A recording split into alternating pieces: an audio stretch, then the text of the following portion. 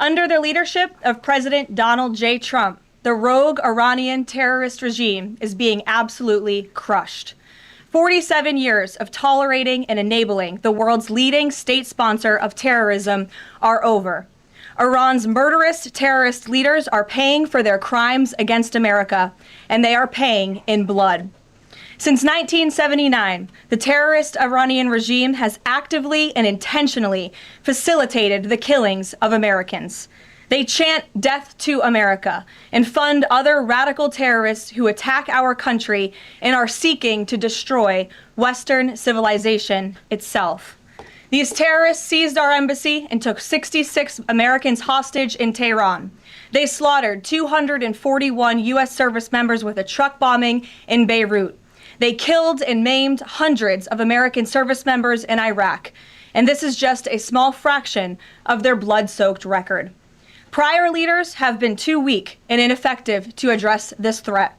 Some, like Barack Hussein Obama, even sent pallets of cash that ultimately financed this terrorist crusade against the United States and our people, while signing stupid and naive deals that put Iran on the path of developing nuclear bombs.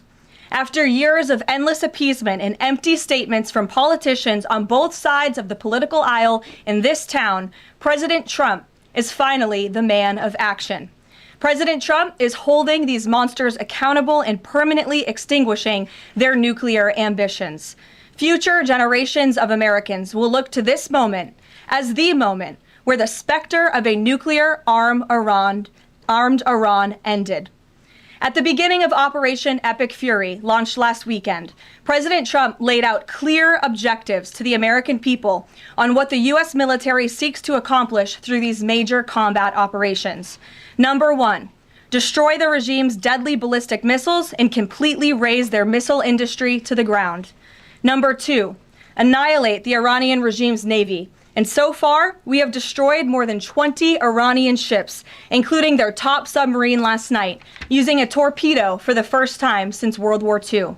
There is not a single Iranian ship underway in the Arabian Gulf, Strait of Hormuz, or the Gulf of Oman.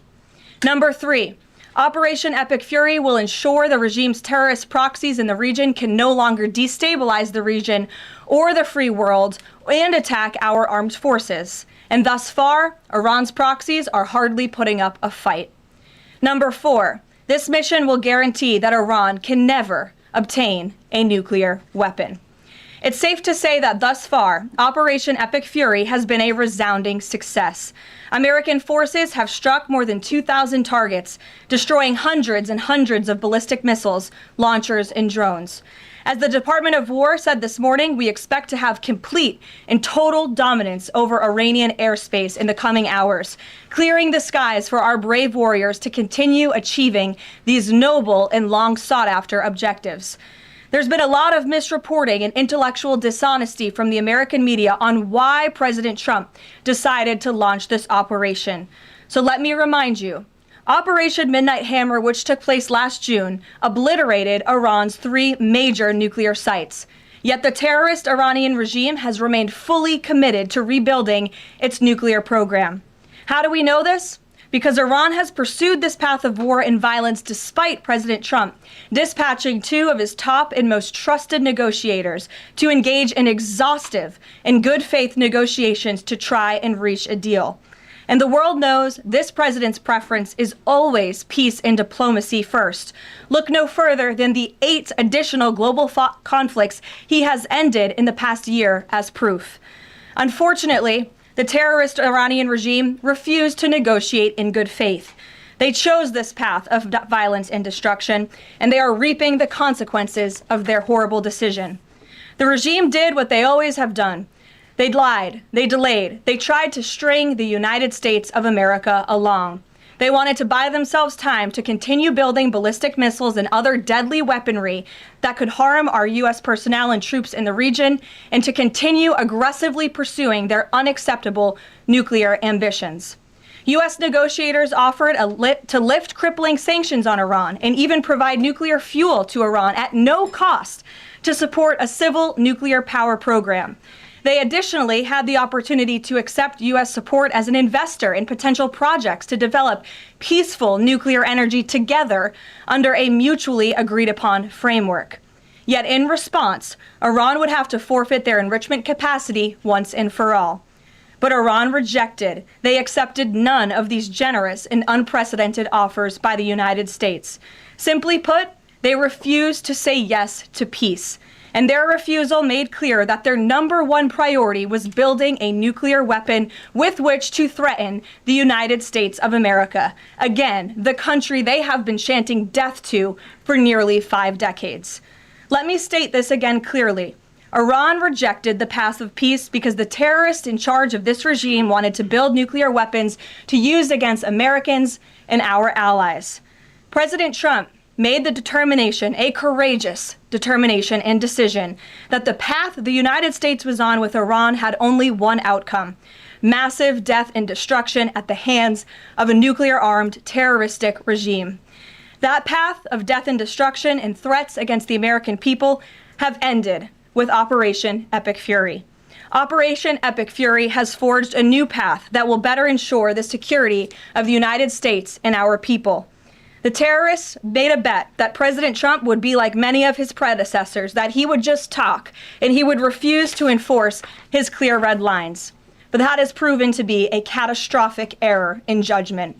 When President Trump makes a threat, and I have reiterated that threat many times from this podium to all of you over the past year, President Trump does not bluff.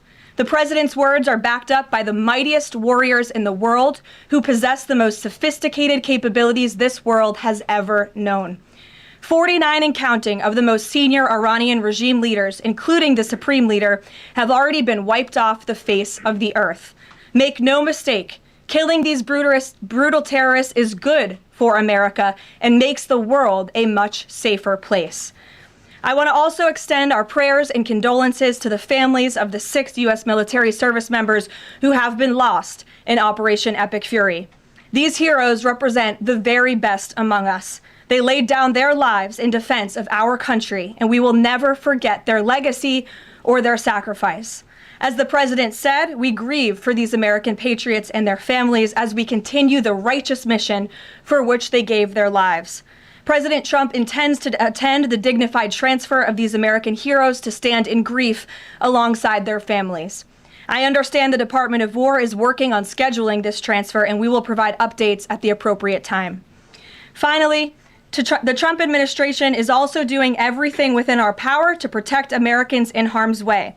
Since the launch of Operation Epic Fury, more than 17,500 Americans have safely returned home from the Middle East, with over 8,500 American citizens returning home to the United States just yesterday alone. If you are a U.S. citizen in the Middle East looking to return to the United States, the Secretary of State asks that you please register with the State Department at step.state.gov. The State Department will identify where you are and provide travel options directly to you. The administration is already rapidly chartering flights free of charge and booking commercial options, which we expect to become increasingly available as time goes on and the success of this mission further comes to fruition. I know the President and Secretary of State Rubio have been in touch as well with our allies in the region directly about this problem, making it clear that it is a priority of the United States of America to bring every American home. The Trump administration will not rest until every American is home safely and until the terrorist threat from Iran has been completely destroyed.